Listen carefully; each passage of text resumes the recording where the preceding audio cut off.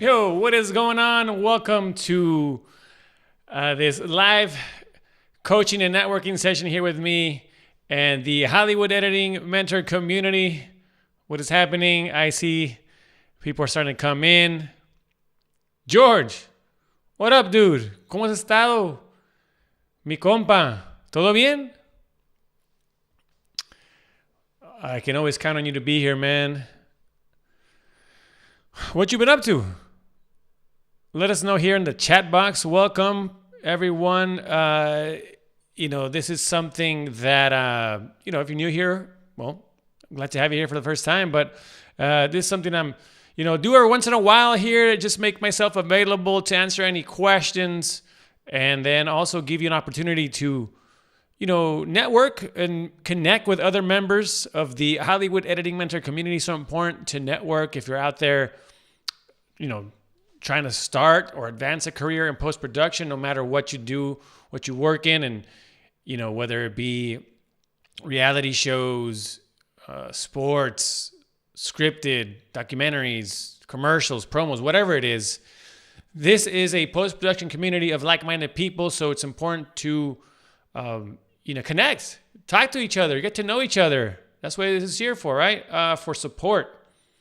And to not only just, say, finding, tech support and finding jobs, but also, say any emotional support, right? Especially right now that we're living through these tough times with work being so slow. It's important to reach out to people if you're feeling kind of down and, have questions about what's happening. And that's the thing. Also important to ask around, like get some information from people, like what's going on, right? I mean, obviously, look, we can't predict the future, but at least, you get some kind of inside information, about what's happening. But what is going on? Where's everyone tuning in from? I want to know. This morning, it was, I think, the most international crowd we ever had. I mean, we had someone from Pakistan, from Uruguay. Someone was watching in Bulgaria.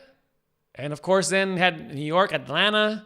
I mean, wow, people all over the place tuning in, checking this out. And of course, we have members of the Hollywood Editing Mentor community all over the world.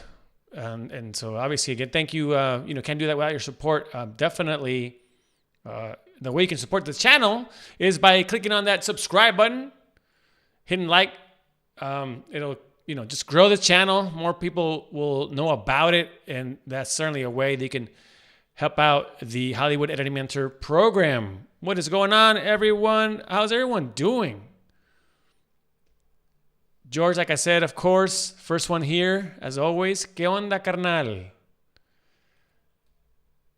Juan Dorta, hello. What up, Juan? ¿Qué tal? Corey, howdy. Hey, Sandy Motti, ¿qué tal? Oops, I did that again. Jay Lee, what's going on, dude? How you been? Great to have you here. Tony is right, is in El Paso, Texas. All right. What's the weather like over there? Just curious, because it sucks here in Southern California. She lives in WeHo, West Hollywood.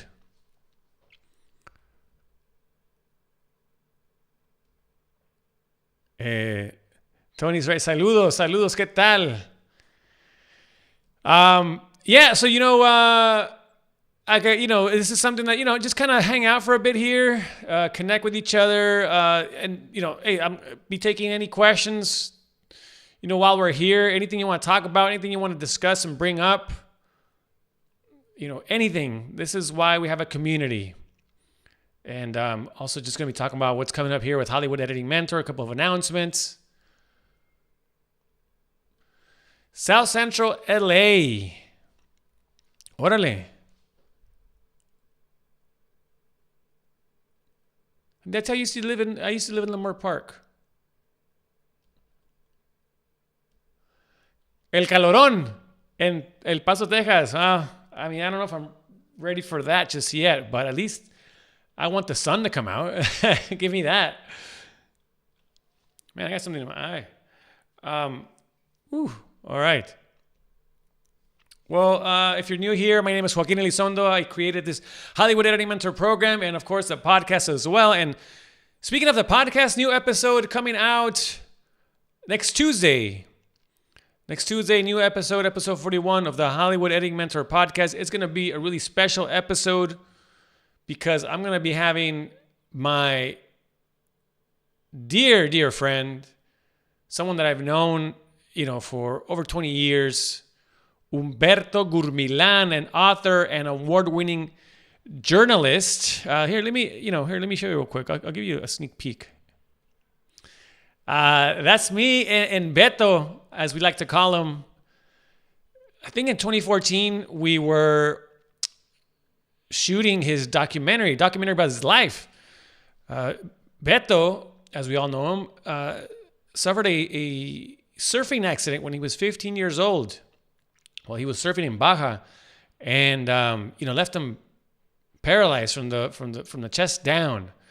But despite that tragedy, Beto was able to accomplish his dream of being a sports broadcaster. He was a sports anchor for Telemundo for many years, and he's just been able to accomplish so many other things, and lives just life with so much courage, and he wants to tell a story and inspire all of you, especially during these, tough times. So important to be resilient, persevere. And we're going to be hearing all about Beto's story and his new book, Waves of Courage, which is so awesome. I read it. So, going to be talking about a lot of things. So check it out. It's going to be really fun. And I can't wait for you to meet Beto. Like I said, I've known this guy for a long, long time. But that's coming up on Tuesday. New episode of the Hollywood Editing Mentor podcast. Apoyando a los cholos como buen tijuanense. A huevo. Yeah, of course. We were there shooting. We shot some material there at the El Estado Caliente in Tijuana. So, Rad, hey, I was just talking about you. I was telling everyone that we had someone from Pakistan this morning, and you're back. That's so awesome. What time is it now over there? So it must be what is it? Like 6 a.m.? That's so cool. So happy you made it. I'm just curious, what do you do out there? Do you work in post? Like what is it like? Like what kind of stuff or work is out there? Yeah, anything you can share. I'm sure a lot of us would want to know. But again, get your, feel free to post, 6 a.m. 6 a.m. in Pakistan. All right.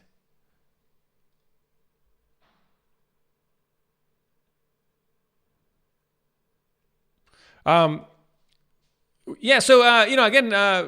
questions. I'm taking any questions, anything you want to bring up. I know, again, look, it's some really weird-ass times we got going right now with this whole strike and work being so slow. And then this whole AI thing, I know you all thinking about that, have that on your mind.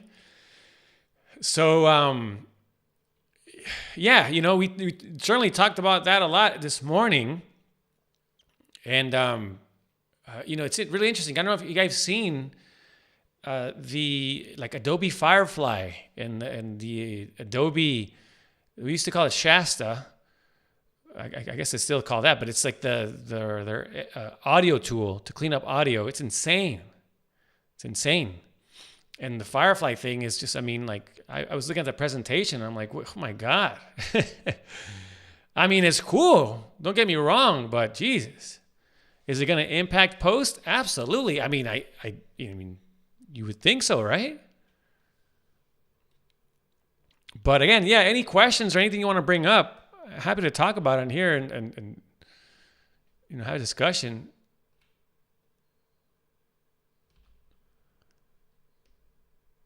Beachy Video. I hope I'm saying that correctly.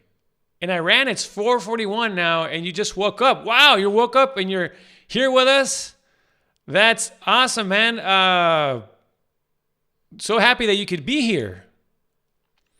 What are you going to have for breakfast?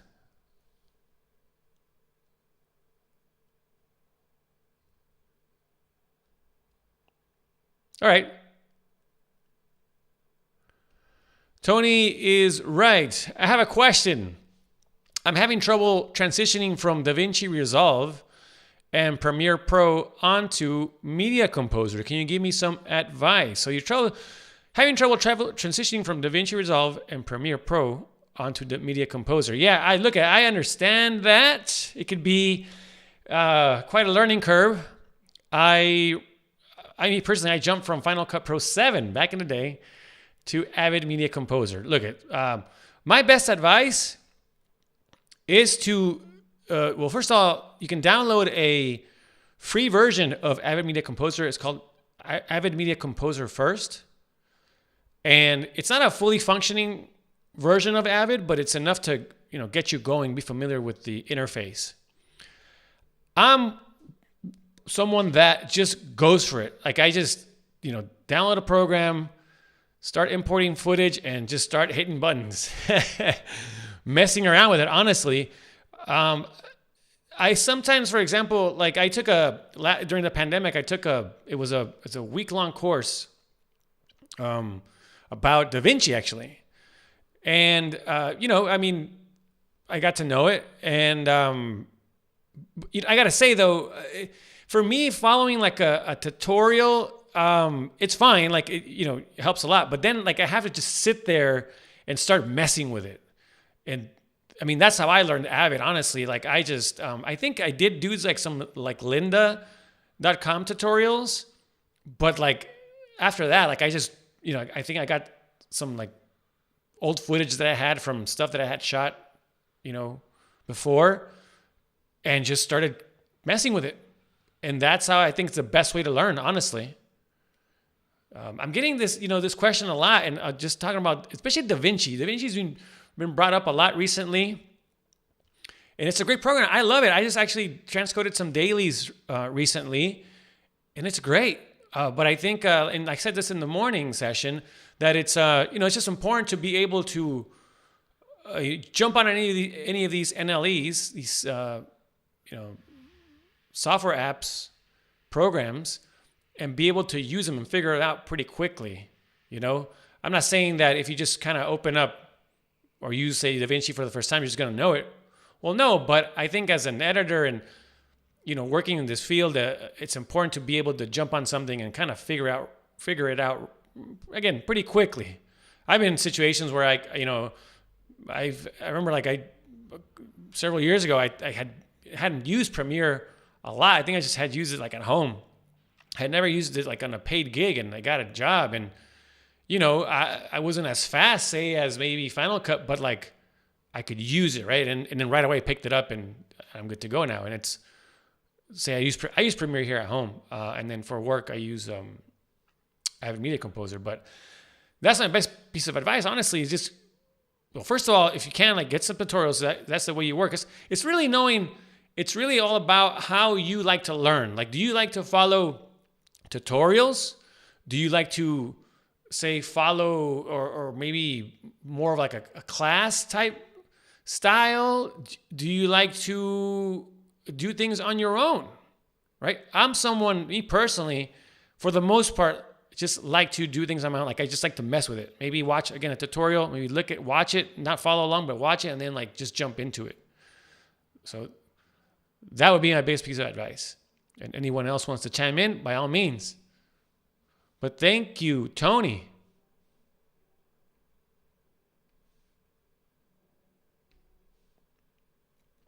See what else?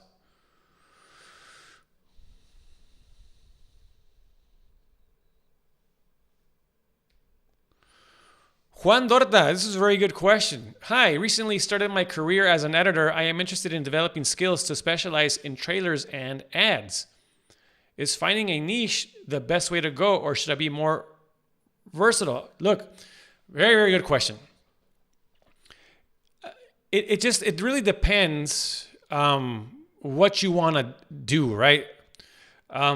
If, for example, that's why I tell people, like, say that want to work in scripted. I say, hey, you know what? Is this something what you want to do? Then you got to pick a path eventually. I think it's good to, in the beginning, as you start your career, to try things out and see what you like. Now, if you now say, for in this case, you're like, I want to work in trailers, I want to work in ads. Great, follow that path. But what I think, one of the things that makes a good editor is though being able, look, we're storytellers, right? So in the end, it's like we're telling a story, whether it lasts 15 seconds, 30 seconds, 30 minutes, or an hour, 2 hours, we're telling a story. So really focus, if anything, maybe on proving your storytelling skills, and then you can then adapt that to different types of material. For example, before I worked in scripted, I worked in everything else, honestly, like everything, documentaries, sports, news. I mean, you name it. And I think everything that I learned along the way helps me now as a film and scripted TV editor. When I say pick a niche, I think it's like because I say that because you got to also be careful, because if you are, for example, and this depends where you are, what market you're working in, right? Because if you are just kind of out there getting all types of jobs, for example, right? And you're just like, for example, you're working commercials, and the next day you're working on a documentary, then, the next day you're working on a talk show, I mean, whatever. Someone's gonna look at your resume and be like, well, what do you specialize in? What do you do? And that certainly happens in like the bigger markets like LA or New York. Like people in those markets, especially like working on bigger projects, like bigger budget projects, producers are looking for someone that like specializes in, like, whether it be a cooking show, promos, commercials. For the most part, they're going to look there first. Versus, say, like maybe in a smaller market, like, look, I grew up in San Diego, right? And San Diego is different. Like, I think in San Diego, working in like all these different types of projects probably helps you, but maybe not so much like in LA and like the bigger budget projects. So it's about really determining, well, like, say what you want to work in, like where you're at, where you live, what the market is like there. Because, again, that's, for example, like, it's happened to me where people just like are wondering, like, well, what do you do? So that's why I think it's important at some point to really start, paying attention to like navigating your career. But again, it depends what you want to do, right? If you're cool just jumping around, then that's, different types of projects, great. That's what you like, right? Me personally, I knew that I wanted to work in film and scripted TV. That was my, like, what I wanted to do, my dream. And so I set out to do that eventually, right? But in the beginning, I was like, working on all types of different projects, and it really affected me. So I had to correct that. So kind of had to start from scratch and then build, like, say, my narrative credits. So it's really determining, again, what is it that, you want to do? What does your future look like? What does your career look like? And by answering these questions, you have a better idea of kind of what path to follow. But I love the question. Thank you.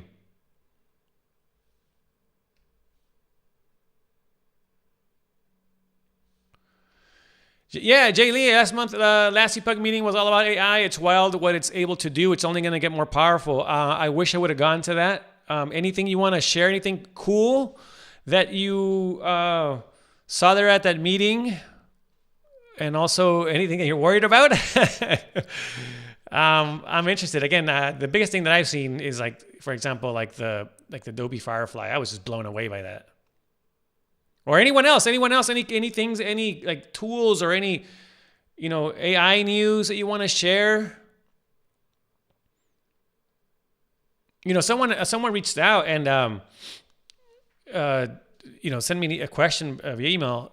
I answered it this morning, but and again, I kind of talked about it earlier today, but it's like, do I think it's going to impact post-production? Absolutely. Yes. Like, again, no one knows, right? But I'm saying, like, if I had to guess, oh, totally. Yeah. I think, that it's going to, do I think people are going to lose their jobs? I do think so. Yeah. And again, I try to be positive, and I am, but I'm realistic. This technology, what it's doing right now, and it's how it's moving so fast, it's pretty nuts. But I think, the most important thing is to be able to adapt to it. One of the things that we're going to be talking about here with my friend Beto on Tuesday is how important it is to adapt to change. That's the thing. You got to just get on board right now, the AI train, right now. If you haven't, it's like it's already becoming too late. Honestly, it feels like. But it's going to be different. The business model is changing. The world is changing. Things are changing. We have to adapt.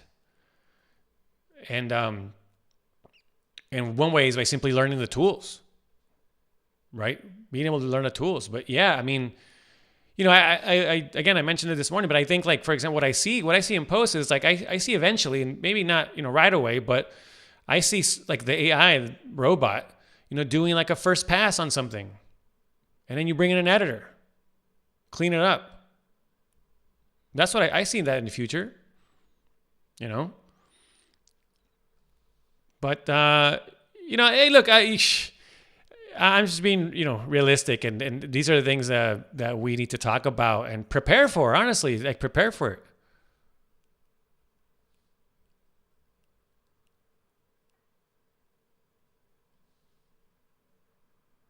Surath, I am an editor based in Karachi, Pakistan. Been working here for 10 years now. Started working with scripted and then slowly transitioned to documentaries. Would love to switch back to scripted though. Awesome.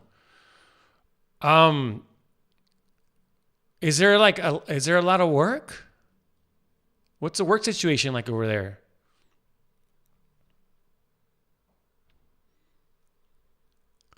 And, you're bringing up, Sarath, bringing up scripted right now. I just want to mention, of course, I want to make some announcements, but, I am bringing back my break into scripted course. This is happening, again, this summer in an all new, digital online format that you can do at your own pace.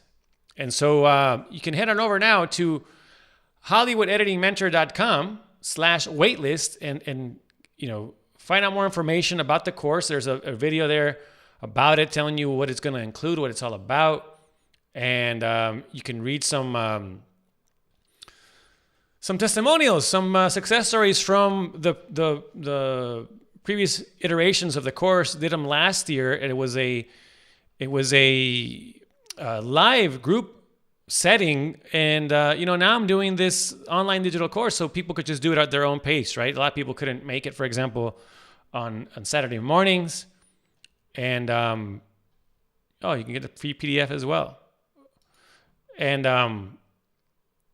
so now doing this, that you can just kind of do it at your own pace, and the cool thing is that this will come with kind of like its own exclusive community, where you can ask questions, find jobs, and get support on your journey to breaking into scripted. It's coming this summer. I finished recording the modules, so now I got to edit the thing. And again, this is going to come out this summer. There's nothing like this out there. I'm telling you right now. This will cover things like writing, cold outreach emails, writing just great resume. A lot of people always ask me, well, what should I put on my resume? Like, what does like a assistant editor resume look like, or what So discuss all that. We're gonna go into networking so much, and giving you strategies on how to network properly. I'm gonna go into all the basic assistant editor skills, And what I like to say, to not get fired the first week, because it's about the fundamentals, right? It's about knowing the basics, the fundamentals, and a lot of it you're just going to learn on the job. And you got to be able, just kind of able to pivot when something, a problem shows up, And the thing is, I say that also because a lot of people come to me and say, you know what, I don't know, Avid, like it intimidates me and I'm not ready for, to do this job. And what I want to tell you, first of all, is that it's not complicated. And so this course, at least this module, will just kind of ease those nerves. Say when it comes to working with Avid and doing, film and scripted TV work as an assistant editor. And we're also going to be talking about setting goals, defining goals, kind of what we're talking about right now about, picking a path. I mean, it's so awesome and going to answer like the most common questions that I get about, say, breaking into scripted or working in scripted. I mean, it's jam-packed with information and only going to, be improving it as we go along. But again, coming this summer, find out more information by going to HollywoodEditingMentor.com/waitlist. And you can also get on the waitlist and see what other people that have taken the course, what they're saying about it. So check it out. And there's a video there. It tells you even more. So, and of course, I'll take any questions right now about it if you have any.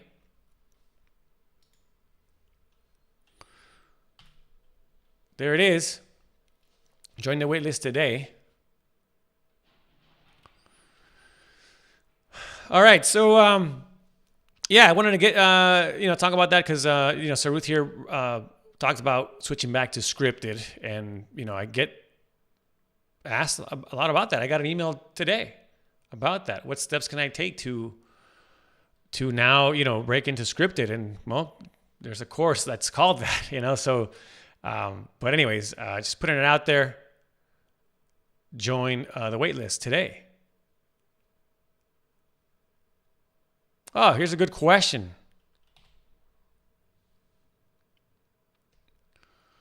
Corey Bowman, how can you go about getting more experience when your resume's a little short? Oh, I've dealt with this a lot with my mentees. And, again, I dived deep into resumes in this course, but, really is about how to sell yourself. So, looking at, say, what you've done and, really dissecting that experience and really honestly, going through it, sitting down, writing things that you've done that are, or more so accomplished, that are tied to, say, the job that you're trying to do. And if you really sit down and think about it, be a little creative, there's a lot of things you'll come up with. It's important to use certain keywords, but also more than anything, sell your personality, sell you as a whole. It's not just about the experience, your experience. It's you as a person. And also, for example, if you don't have a lot to put on your resume, play with the formatting, right? It's all psychological. Think about the person reading this. Just because you're can't fill it, fill the whole thing up. I mean, just start getting creative with the font and the margins and all that, right? But, that's technical stuff, but it's part of it. And, again, just really learning how to just sell you as a whole and not just simply go by, experience.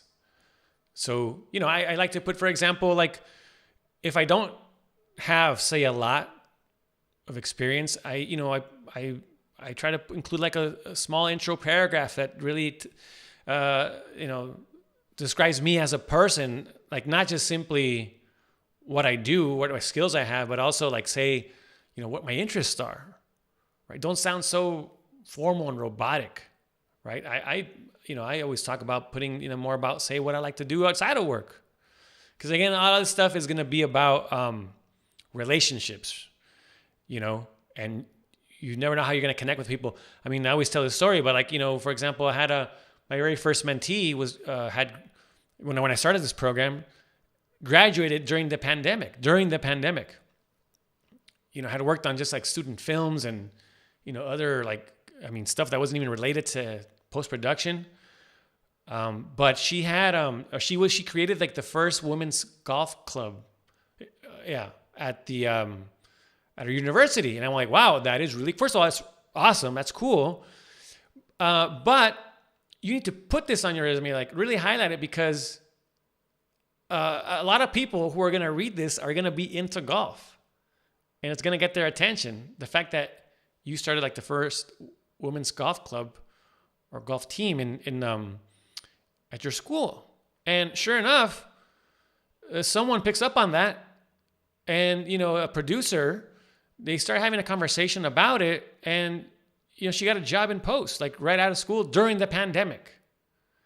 So that's what I'm talking about. Obviously, again, I dive deeper into that stuff in the course, in my private sessions, but it's about selling yourself.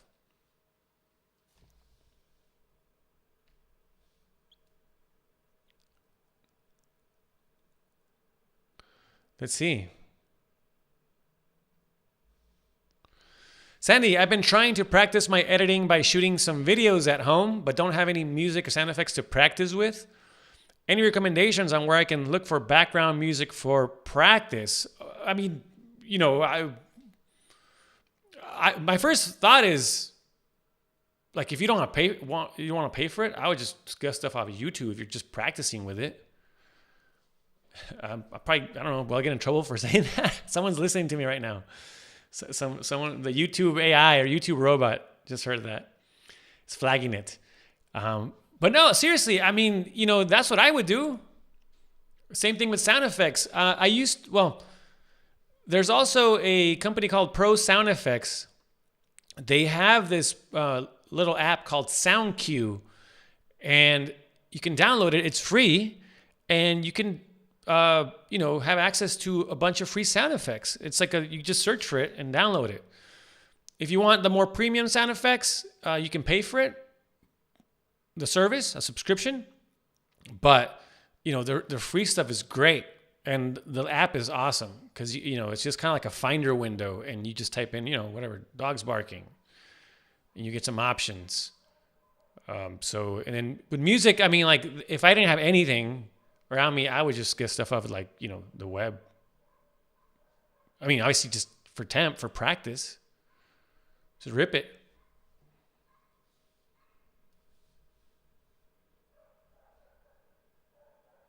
Maybe there's other stuff that I don't know about, you know? And of course you have like the paid stuff. I see the ads literally every day.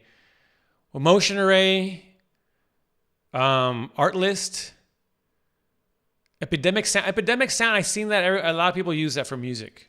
Anyways, there's a lot of paid ones.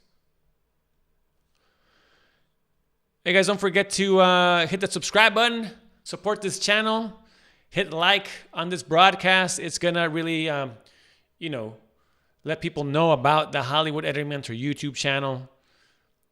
Looking to do more and more videos for it. Again, got a new episode of the podcast coming out next week, but, could really use your support to get the word out there about this program, by hitting the subscribe button and hitting like here on this broadcast.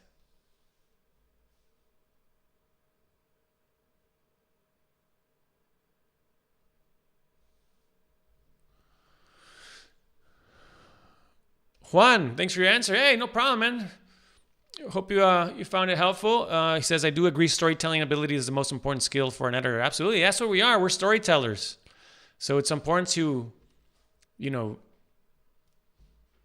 focus on that, right?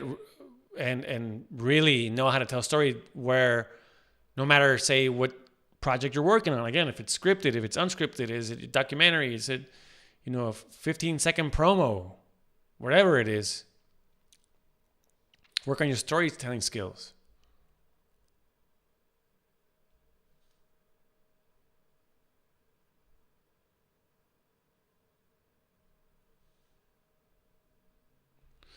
Jaylee says, I'm not scared that AI is going to take any creative jobs just yet. It just remixes existing stuff.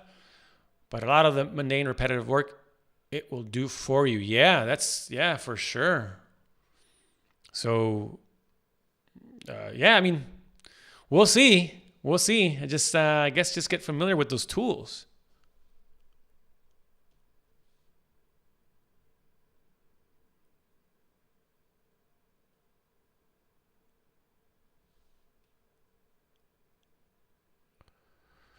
Let's see. A couple of things AI has been helpful in posts for me is using AI to do temp ADR, and another taking the vocals out of songs to do temp music score. Yeah, I know. This is something I've been kind of battling with because, I mean, I know you do too, George. I love working with audio.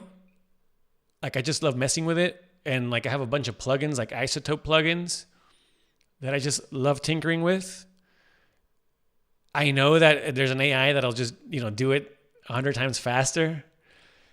But I refuse to do that because I just love messing with audio. But yeah, again, that Adobe, audio AI thing, it's insane. Like how it makes, for example, say it's like a conversation you recorded on like Zoom. It makes it sound like that person is in a studio. It's nuts. It's not perfect. But I mean, wow. I'm curious about the temp ADR there you mentioned, George. And also I guess the vocal. I mean, like that. What app are you using, or what are you using?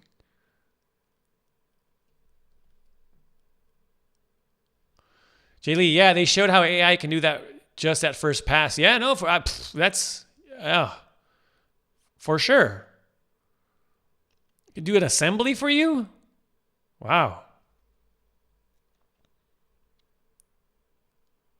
I think AI will impact AEs, assistant editors, more than editors. Yeah, probably. All that repetitive stuff. Yeah, no, for sure. So Rath, in Pakistan, the work is slow post-pandemic since the industry is small here, but slowly picking up now. The market is quite competitive, but the editing community is quite closely knit here. Wow, that's cool. I need to get out there.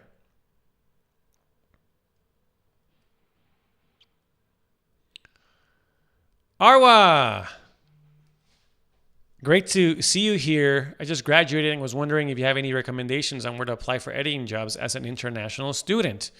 We talked about it the other day, but again, it just depends what you. First of all, determining what you want to work in, because say working for like maybe in the corporate world, it's gonna be different than say working in say film and, or not even film scripted, or like say reality shows, right? But I think as an international student, again, and I've been having this conversation a lot recently. People wanting to come, from overseas, come to work in the U.S. And I get asked the visa thing a lot, and something I can't answer because I don't, I didn't go through that process.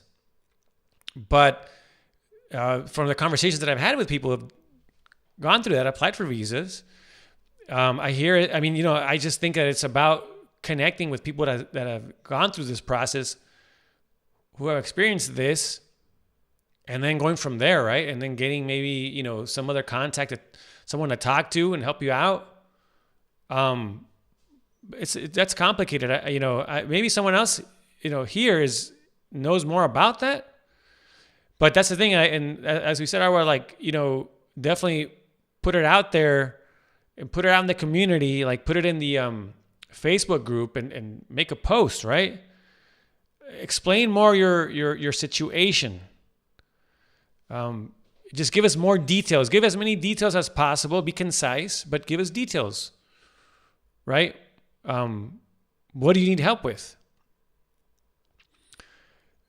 So, but I mean, it's like, I also like it's just about, we talked about cold outreach emails, is reaching out to companies, production companies, and not necessarily waiting for like, where can I just find a job? Well, I mean, I don't recommend that, It's about, you have to go after it. You have to go seek this out, because sometimes they might not have a job listed, but maybe someone gives you some type of opportunity or something. I don't know. I don't know. You never know. So it's important to go out there and contact these companies, contact people, get to know people, tell them what you need help with, what your situation, And, that's the way you find things.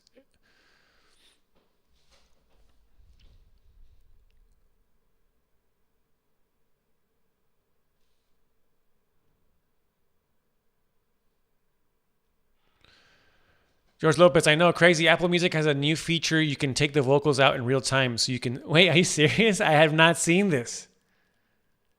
So like you make like a karaoke song, like out of any tune on their, like, in their library? Oy, oy, oy. Oh, man. And I'm sitting here, messing around with my plugins. But it's so fun. I really enjoy it. But I mean, I could save so much time. That's the thing.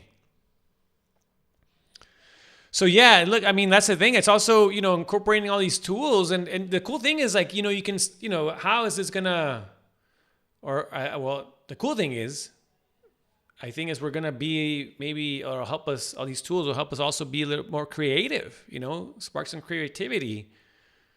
So that's that's a good thing about it. Because like I said, I what I was seeing with the new Photoshop version, it's like you could just add, extend the picture however you like. So like, we saw this example where they had this picture of this kid like is standing in front of some train tracks at a train station, and then so the person just like wanted to add like a part of a train on the side and like in the mountains and landscape, and just typed it in and it did it. It added that to the picture. It's just nuts. And I saw like also with video, someone doing like set extensions, like VFX, that just extended the set, amongst other things, crazy things. So yes, it's going to impact the industry, no doubt about it. There's no way around it, I think. But look at the thing is, what I say is that look at the work. Obviously there's a strike happening. Been hearing a lot about it, especially now with the DGA. Their contract expires in later this month. It's June already. But I think we'll know more as we get closer to the end of June. But, I don't know. The conversation I've been having, I think I'm going to say I threw out October today with my friends as far as like kind of work starting to come back. I said October. Who knows? But here's the thing. No matter what, here, all the, we're all worried and about jobs being lost and everything. But look, first of all, no one knows what's going to happen. And second of all, right now, use this time to your advantage, right? And that's why I'm releasing this break into scripted course, because it's important to, do your networking now, learn all the tools. If you need to know DaVinci, Avid, whatever, do that now. So you're ready when the jobs come back, because they will come back. Now, yeah, it's going to be different. It's going to be different. But, again, it's so important to be able to adapt, right, to change. But that's the thing. Right now, you can be out there reaching out to people. That's how you do it. You need to reach out, try to get meetings, grow your network, stay in touch with people so that you're ready when, say, the jobs come back. And not wait till, say, the jobs come back. You're like, all right, now I'm going to get to work, or I'm going to start networking and start learning Avid. It's too late by then, especially now, because it's going to be more competitive. If you needed to network, say, last year, or, when even then, when we had just an insane amount of work, you still needed to network. If you needed to network then, you need to network more now moving forward. You need to be in those circles. It is so, so, so important because, again, very likely, and I'm willing to bet on this, things are going to change in the sense that there's just not going to be as many jobs as there were before, right? Like that was, a bubble that we all knew was going to burst. And so for right now, there's going to be a lot of changes, right? Not so many things being greenlit. And so going to figure out the business model, and then things are going to change. And then now we have a new model, and then we'll adapt to that, right? And so, but in the meantime, I think right now it's going to be, important, more important than ever to be inside these networks. And you need to work on your networking game, know how to write cold outreach emails, write just the most awesome resume, all those things. Get over your fear of networking. All these things are going to be teaching you in the Break into Scripted course. And you're also going to have a community now, people trying to do the same thing that you're trying to do, right? And so we help each other out. It's going to be amazing.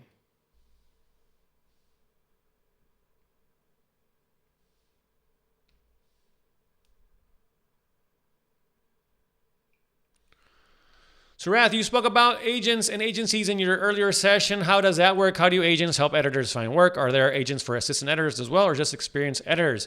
Yeah, this question comes up a lot. And so agents, this is what I always tell people. Agents, even if you have an agent, it's important, again, to be out there networking, because what I've kind of learned, I have an agent, and now what I realize is that even if I have an agent, I still need to be out there finding my own work. To this day, I found my own work. Now, has my agent set up meetings? Yes, but I found my own work, and I still got to pay them that 10% every week. So it's not just that you get an agent and then they just find you work. Especially, I'm going to say, when you're starting off, say your career, you're starting to work with an agent. Again, agent or not, it's so crucial to still even be networking. Like, networking never ends. No matter if you're just starting now or you won an Oscar. Like, it'll never end. And it's an art, honestly. But yeah, don't just think that just agents will just find you work. That's not the case. But, they get you in meetings, right? They know about all these projects that you're not going to know about. And the bigger projects, right?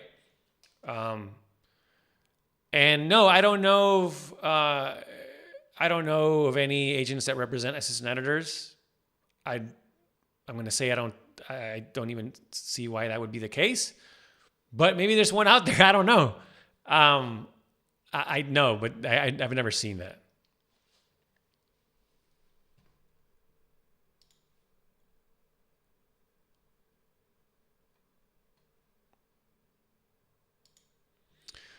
I agree.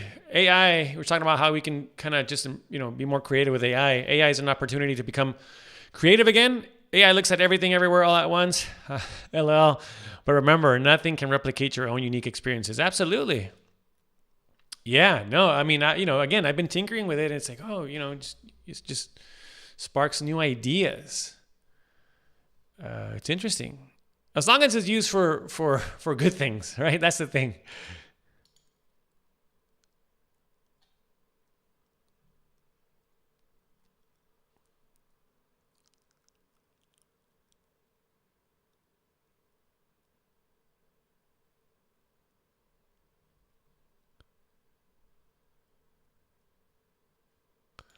Vici Video, what plugin can you suggest for better editing to set the beat to make the video look better in Premiere Pro?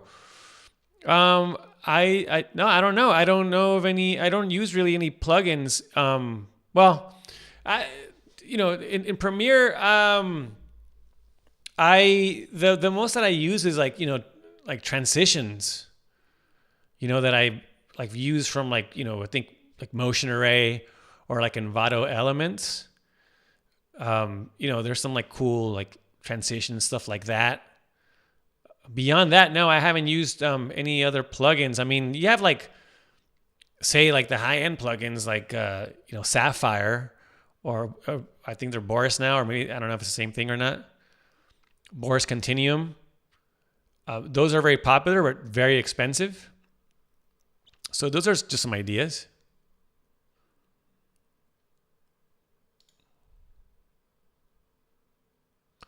Yeah, exactly. George says it's a perfect time to network. I have a few friends who want to switch from news, and I tell them that this is the perfect time to network. It is.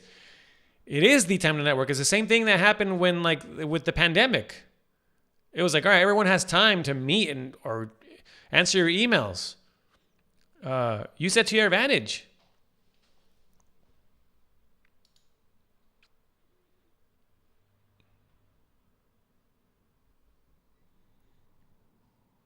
Thank you, thank you. Um, yeah, I signed up for the Ventura Marathon. I really appreciate that. I signed up for the Ventura Marathon next year. Looking forward to that. Hope to qualify for Boston. Any runners here?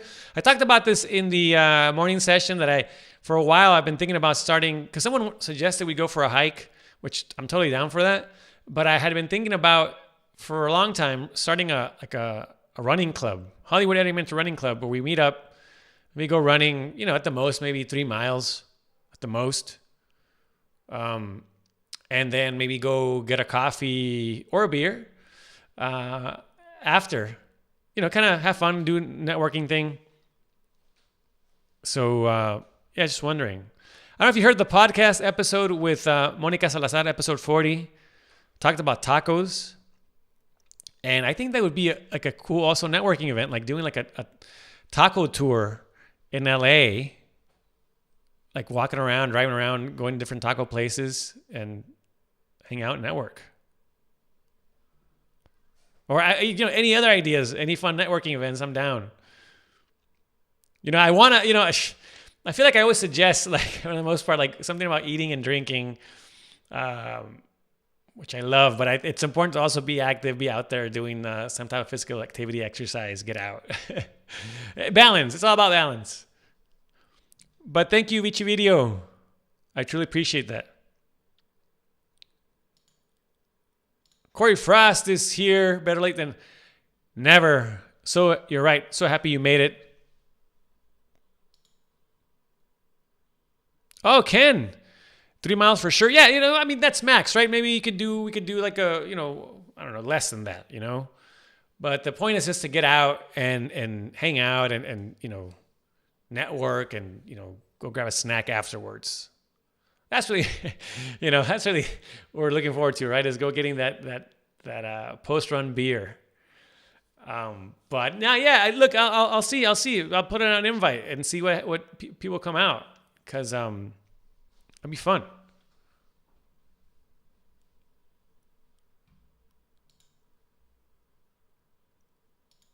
Sandy, the last marathon she ran was in 2019. Haven't ran since the pandemic. I'll say this, if she wants to get back into it.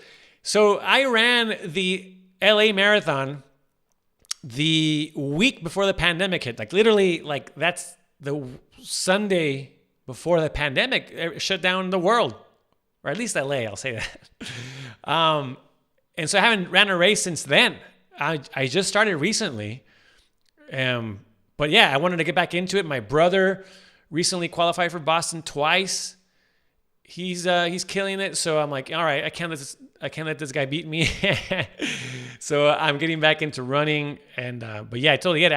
I had been in retirement now for 3 years. Jesus. The Dark Knight 23. If you're ever in Orange County, I highly recommend Tacos El Gringo. I feel like I've heard about this place before, but I will have to save this in like my Google Maps and check it out. Thanks for the recommendation. Warwick 02, asada, tacos, and beer. Now you're talking. Yeah, I know you guys are down for that.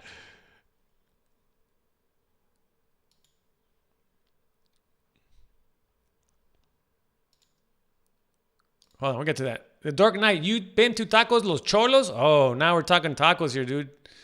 I'm hungry, and it's dinner time. Corey Frost, any tips on networking outside of Los Angeles? Can a scripted career be sustainable outside of that market? Do you mean like finding work outside of LA, or like being outside of LA and then like finding work in LA? Look, I'll just kind of answer kind of both of them. Outside of LA and New York, I'm sure there's like scripted stuff. Yeah, I know people are working like on, like for example, like I know there's like people working like on like Christian films, for example, like in Atlanta or something like that. So is there scripted work done outside of LA? Yeah, totally. Not sure what the pay is, or if that's a concern to you, right? But when I talk about saying, I go back to the course, break into scripted, it's not just simply working, in LA or New York. It's working like film and scripted television anywhere in the world, not in the U.S., like literally anywhere. There's work out there for sure.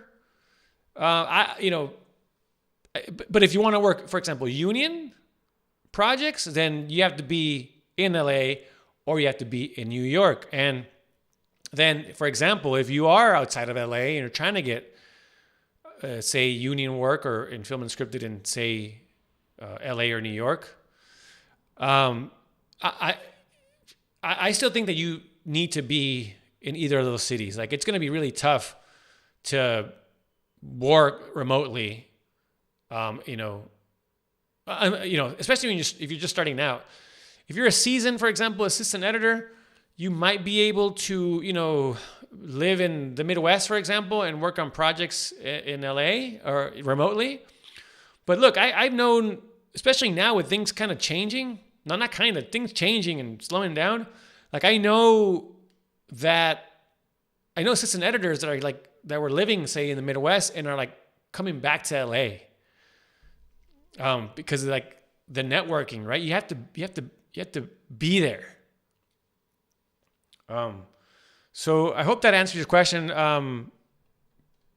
But tips, I mean, look at, again, it's just all about networking, right? If you are, for example, in another city that's not LA or New York, I mean, like you can start reaching out to people now and as you're planning that move. Someone asked this also in the morning, is to not wait, just go and not network prior to that, right? And also the other side of that is like, also don't let like not having a job, say if you're going to go somewhere else, to hold you back. Because I know people that are like just talking about it for years. And even, look, me, that happened to me when I moved to New York. It took me like 10 years to get out there because I was always like, oh my God, I need a job. I can't go without a job. Until finally I just said, let's do it. Let's go. And I just left and I just went and no job in anything and just went to New York. But here's the thing.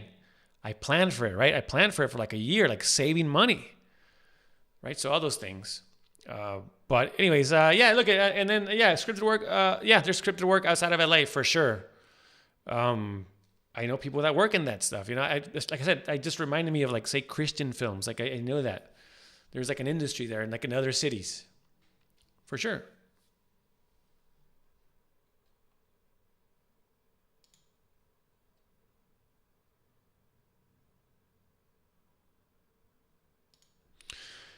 AJ Ross edits. Hello from Phoenix.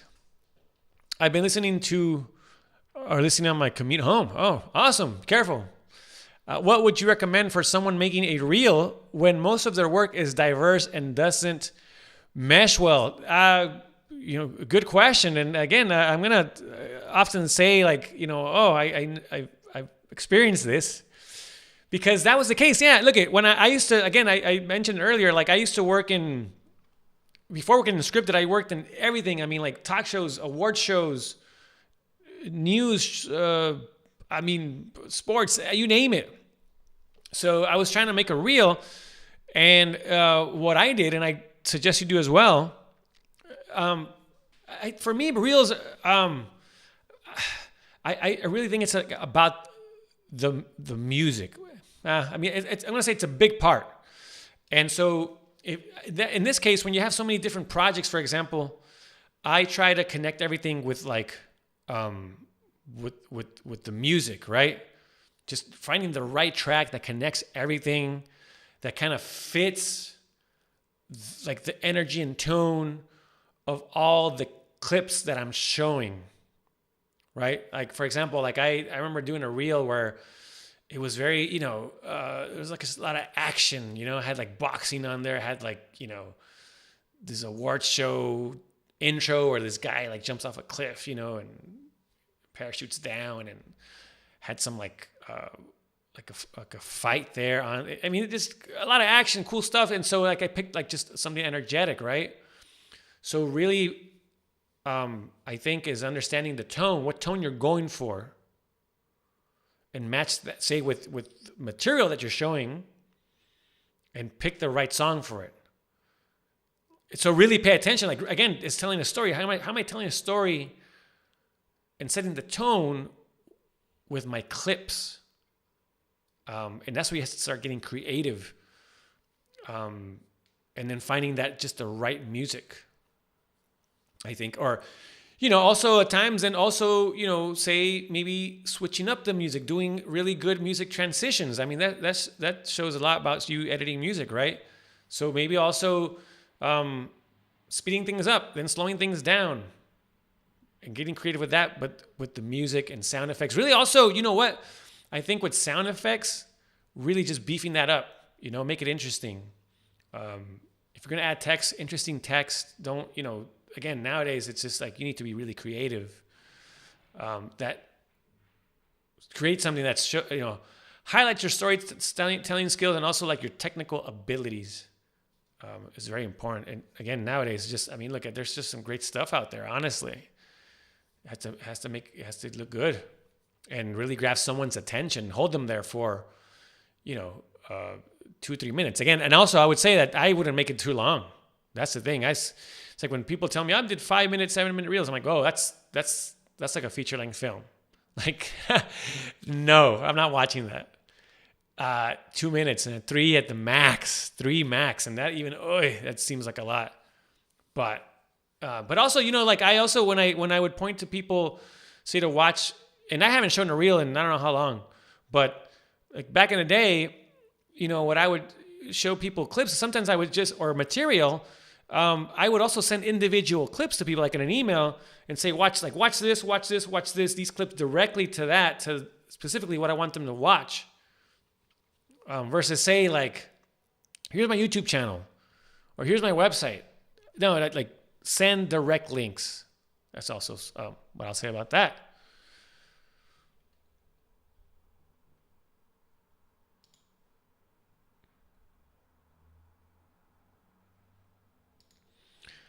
Warwick02, is it ever possible to work a scripted union show or film while working from home as an assistant editor? Absolutely.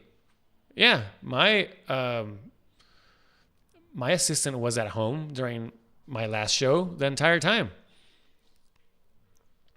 And when I was an assistant, I got a little bit of it from home. Yeah, no, that's right now I will say that for the most part, editors are the ones that are going back to an office.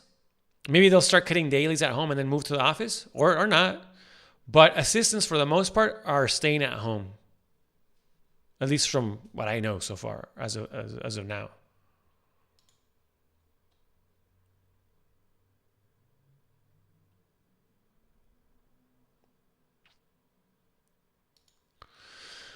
Oh, very good question. The Dark Knight 23. What's the best way to not get stressed out about work? My production is about to wrap in the next month and a half, and my current studio is pausing production indefinitely because of the strike.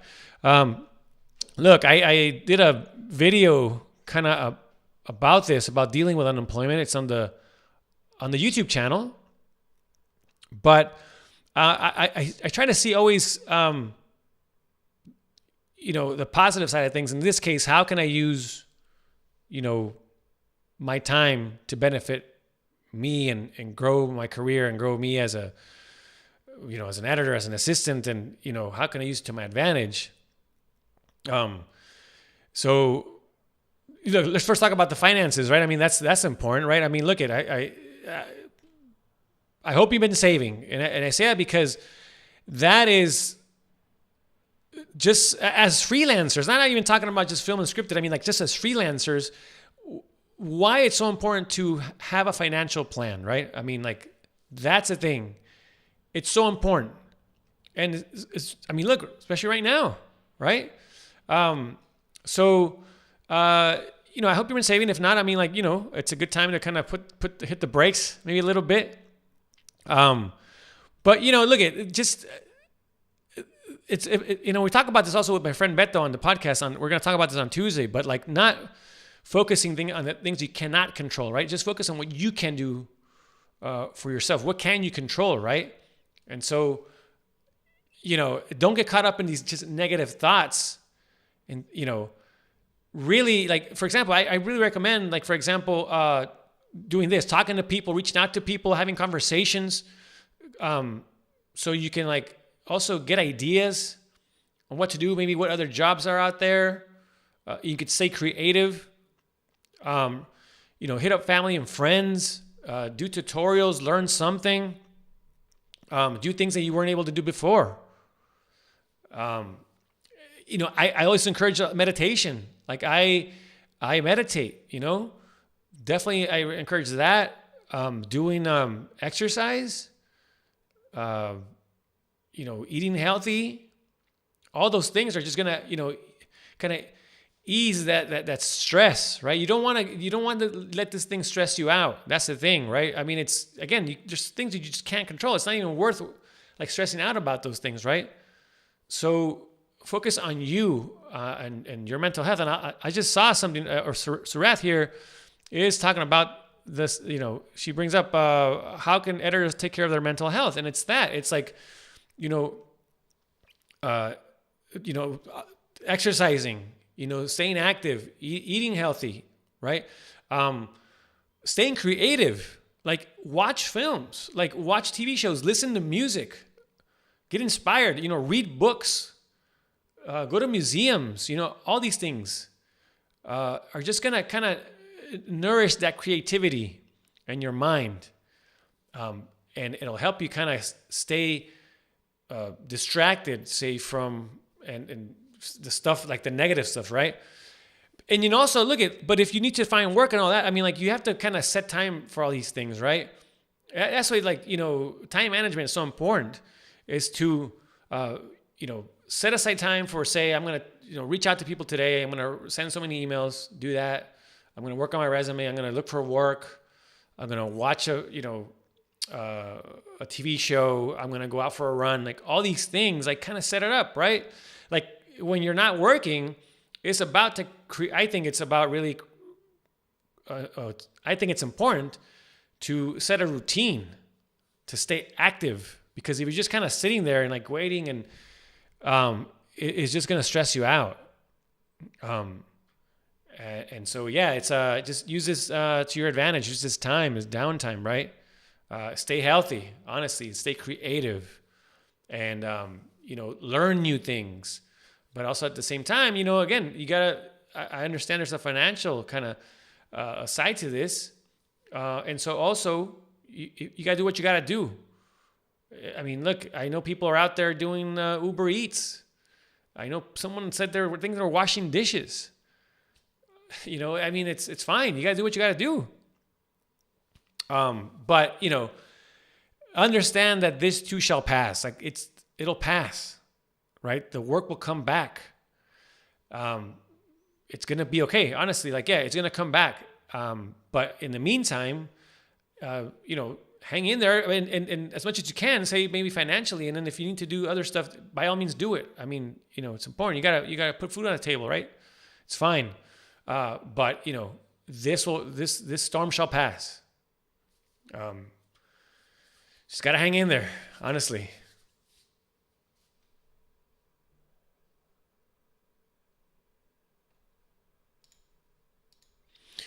Yeah, so I mean, I kind of talked about it right now, but my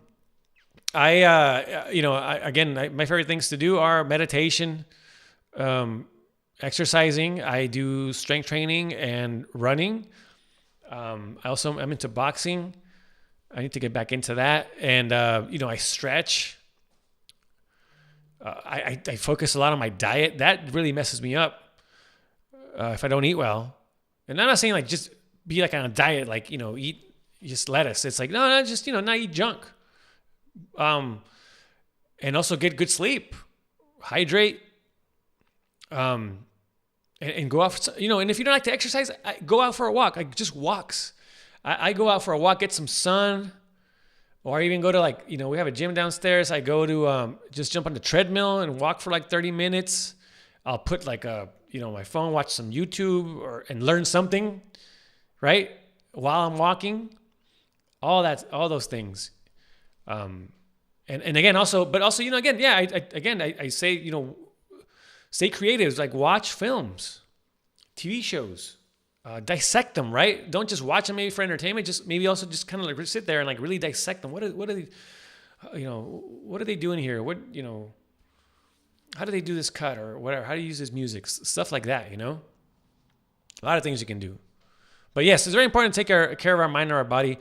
And, again, I also did videos about that, which is on the YouTube channel. Check it out. AJ, all right, yeah. And if good luck with the reel, and also, if you want to, get some feedback, post it on the Hollywood Editing Mentor Facebook group. Ask people what they think. Oh, I like this question because I did read a really, really, just great book. What was the last book you read about video editing and storytelling? What book do you recommend reading? Well, I read, it's not necessarily about, say, like actual, like, it's not, well, maybe it is. But anyways, Paul Hirsch's book, A Long Time Ago in a Cutting Room Far, Far Away. That book is amazing. I highly recommend that book. When you talk about storytelling, Mr. Paul Hirsch knows how to tell a story. So that one, a long time ago in a cutting room far, far away. Can I post it here? Yeah, I can post it, right? Let's see.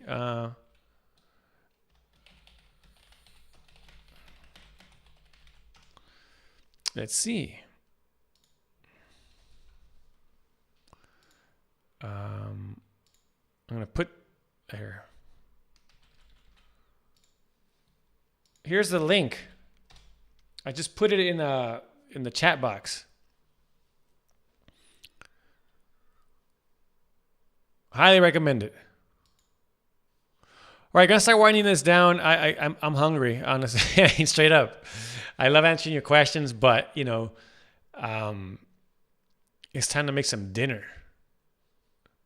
But I'll answer a couple things here. Yeah, George, the film I was working on went on pause too. I'm taking the time to rest and spend time with the family, network, and learn. I love it. Yeah, absolutely, man. Use that time because, once we get really busy, you know how it is. We don't have time for friends and even family, and maybe not getting as much rest, right? And not learning new things. So that's the way I like to look at it.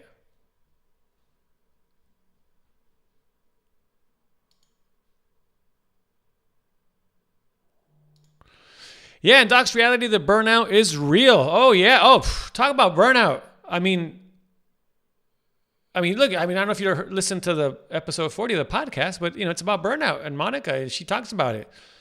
Oh, it is real. I certainly experienced it last year. Yeah, these forced resets in the industry are tough, but, you need that mental break. And again, I'm going to say it not just, just in general as freelancers, why having a financial plan is so important and saving. But it's going to be good. It's going to be okay. We're going to get through this. We're in this together. And that's why, this community is here. One of the reasons and why this community is here and why you're a part of it and why I like to do this. And I wanted to check in and see how everyone was doing because I know it's rough out there at the moment. So, just want to say that this, remind you that this community is here for support and reach out if you ever need to me or, anyone in this community, right? Because I know the feeling of say, being out there, maybe feeling lost or questioning things and whatnot. And I found a lot of help by being a part of many different communities. And one of the reasons why I started my own.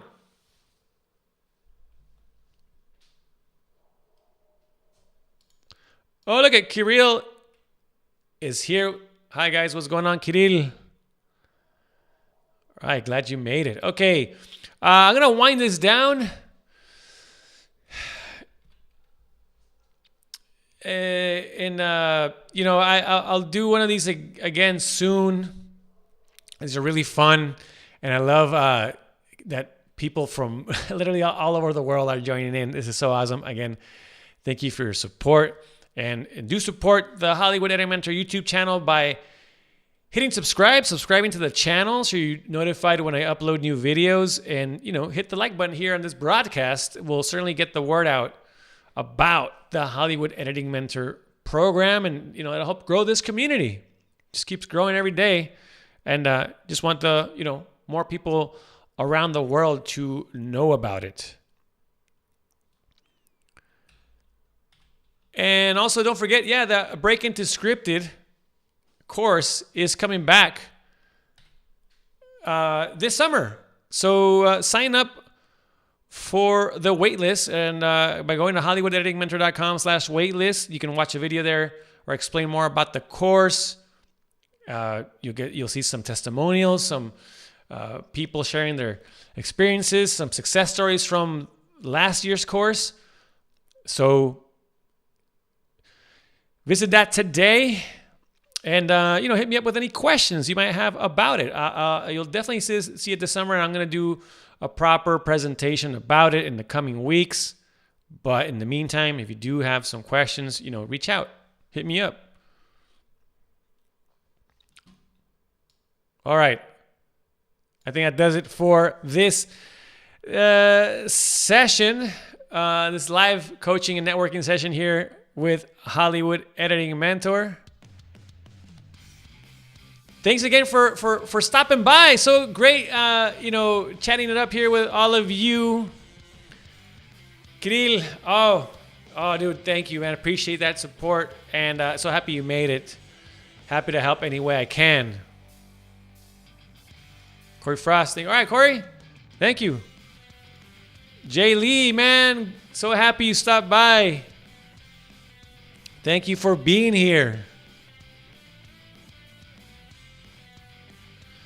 Don't forget, the new episode of the Hollywood Editing Mentor podcast comes out next Tuesday with my friend Humberto Gurmilan.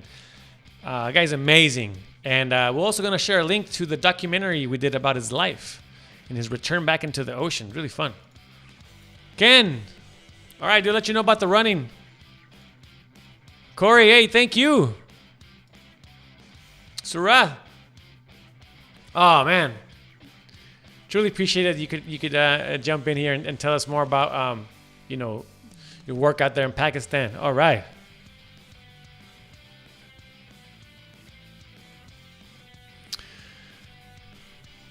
All right, my people. Thank you for stopping by and your support. We'll let you know when I do another one of these. In the meantime, hang in there.